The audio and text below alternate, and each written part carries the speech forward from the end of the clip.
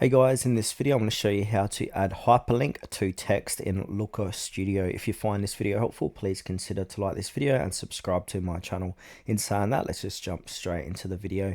Okay, so first things what we need to do is go ahead and open up Looker Studio and sign into your account.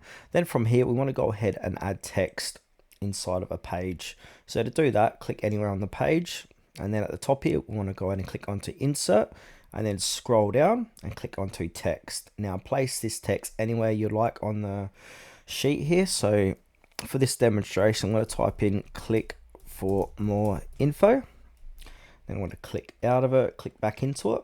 And now on the right hand side, we've got the option to insert a link. So we've got the display text, which is over here. And now below that, we've got paste a link or select a page. So you can select the page or paste the link. So what I'm going to do, I'm going to paste in my YouTube channel and then click apply. And now that's going to go ahead and create that hyperlink inside of here. If I go in and click onto it, you can see it here. And then yeah, I can open up my page. So that's how to add a hyperlink into Looker Studio.